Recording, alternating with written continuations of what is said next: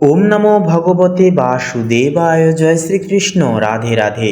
নমস্কার প্রিয় দর্শক বন্ধুগণ, আমাদের এই চ্যানেলের আরও একটি নতুন জ্যোতিষীয় ব্যাখ্যামূলক আলোচনা পর্বে আপনাদের সবাইকে স্বাগতম জানাই। কালপুরুষের রাশিচক্রের সর্বপ্রথম বিভাগের রাশি তথা মঙ্গল গ্রহ দ্বারা বিভাজিত গুণ সমৃদ্ধিপূর্বক রাশি মেষ রাশি তথা মেষ লগ্নের জাতক জাতিকাদের ক্ষেত্রে এই 2025 সাল অর্থাৎ এই চলতি বছরের নভেম্বর মাসটি ঠিক কেমনভাবে কাটবে মেষ লগ্নের, সেক্ষেত্রে আজকের এই ব্যাখ্যা, আজকের এই পর্ব একান্তই আপনাদের প্রত্যেকটা মূল্যায়ন বোধের এবং প্রত্যেকটা প্রশ্নতাত্ত্বিক মূল্যায়নের এক অপরিসীম এবং অপরিহার্য ফল বা সূত্র হতে চলেছে আজকের এই পর্বটি। তো বন্ধুগণ, আপনাদের উদ্দেশ্যে বলি, আপনারা যদি মেষ রাশি কিংবা মেষ লগ্নের জাতক কিংবা যদি জাতিকা হয়ে থাকেন, তবে আজকের এই পর্বটি একটিও মুহূর্ত স্কিপ না করে, অতিবাহিত না করে শুরু থেকে শেষ পর্যন্ত পর্বগুলি অবশ্যই দেখবেন। কারণ একটিও মুহূর্ত যদি আপনারা অতিক্রম করে যান তাহলে পরে কোনো কিছুই বুঝে উঠতে পারবেন না। তাই অবশ্যই শুরু থেকে শেষ পর্যন্ত মেষ লগ্নের জাতক জাতিকারা অবশ্যই দেখবেন।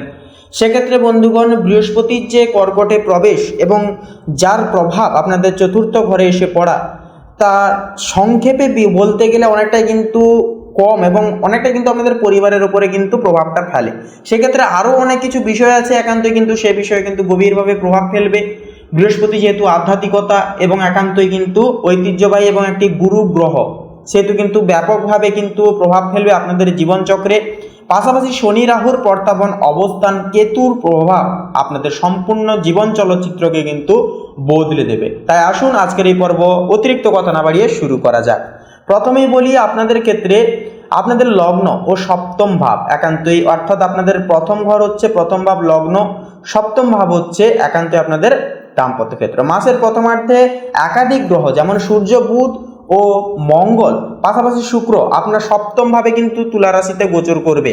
এইভাবে গ্রহের এই ভিড় এবং একান্তই চতুর্থ ভাবে অবস্থান, এইভাবে কিন্তু গ্রহের একটা ভিড় আপনার ব্যক্তিগত পেশাদার সম্পর্কের উপর চূড়ান্ত মনোযোগ দেবে। অর্থাৎ সপ্তম ঘর হচ্ছে যেহেতু আপনার পার্টনারের ঘর, আপনার সম্পর্কের ঘর, সেহেতু কিন্তু চারটি গ্রহ একসঙ্গে থাকার কারণে নভেম্বর মাসে কিন্তু চূড়ান্ত মনোযোগ দেবে।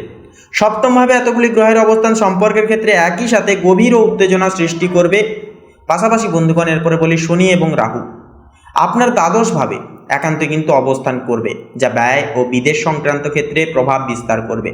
শনি মহারাজ এবং লগ্নভাবে ব্যক্তিত্ব রাহুর অবস্থান, শনি দ্বাদশে বসে অপ্রত্যাশিত ব্যয় বৃদ্ধি এবং বিদেশ বা দূরবর্তী সংযোগের মাধ্যমে লাভ দিতে পারে। অন্যদিকে লগ্নের রাহু আপনার ব্যক্তিত্বে উচ্চাকাঙ্ক্ষা, বিভ্রান্তি এবং এক ধরনের বিপ্লবী মানসিকতা আনবে।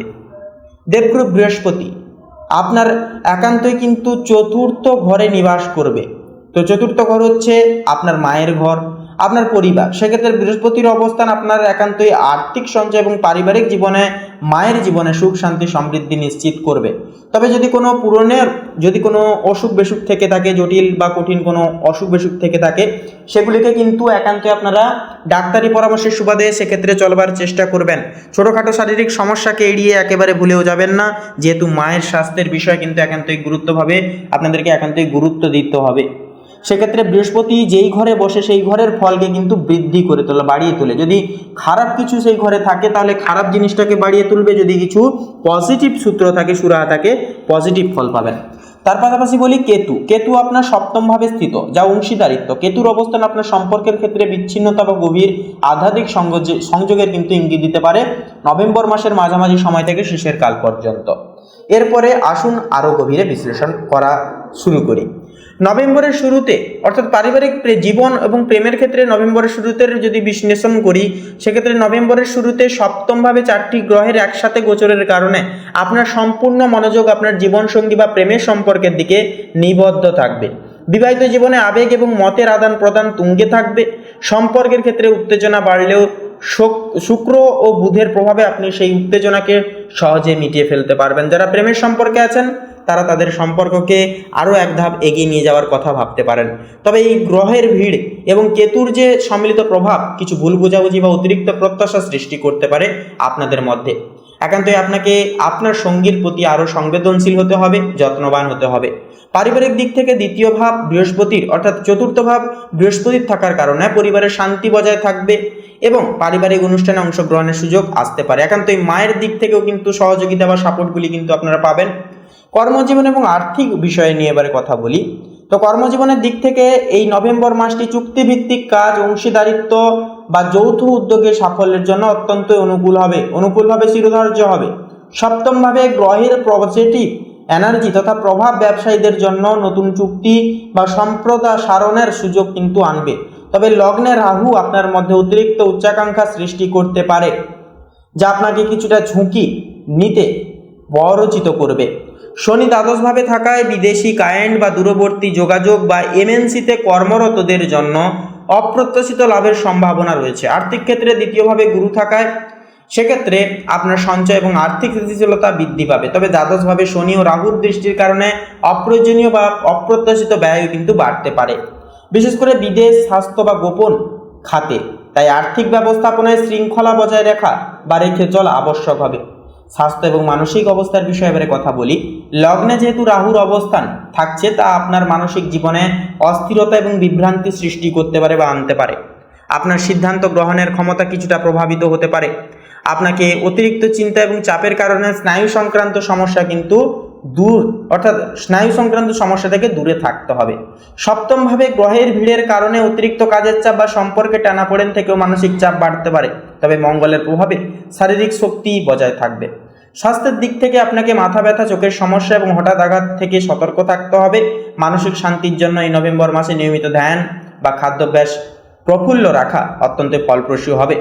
শিক্ষা এবং জ্ঞানের বিষয়ে কথা বলি এবারে। শিক্ষার্থীদের জন্য এই নভেম্বর মাসটি বিশেষজ্ঞ বা গুরুর সহায়তায় সফল হওয়ার সুযোগ আনবে।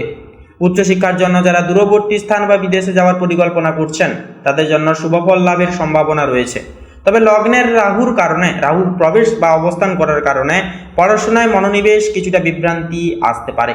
গ্রুপ স্টাডি বা যৌথ প্রচেষ্টার মাধ্যমে শিক্ষাক্ষেত্রে উন্নতি একান্তই স্থায়িত্ব হবে তথা চোখে পড়বে। এক কথা বলা যেতে পারে বন্ধুগণ, নভেম্বর 2025 এই 25-এর এই যে মাসটি, নভেম্বর মাসটি মেষ লগ্নের জন্য এক গতিশীল ও ঘটনাবহুল সময় হবে। এই মাসটি আপনার জীবনের কেন্দ্রবিন্দুকে সম্পর্কে ও আর্থিক স্থিতিশীলতার দিকে পরিচালনা করবে। গ্রহদের এই তীব্র প্রভাবের সময় যদি আপনি বাণীতে সংযম রাখেন এবং অংশীদারদের সাথে বোঝাপড়া বজায় রাখেন, তবে কর্মজীবন ও ব্যক্তিগত জীবনে অসাধারণ সাফল্য নিশ্চিত হবে।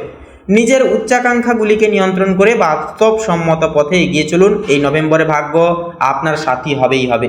তো বন্ধুগণ, আপনাদের ক্ষেত্রে শুভ সংখ্যা হবে 17 এবং 19, শুভ দিক হবে দক্ষিণ পশ্চিম, শুভ রং হবে লাল সবুজ, শুভ রত্ন হবে লাল প্রবাল।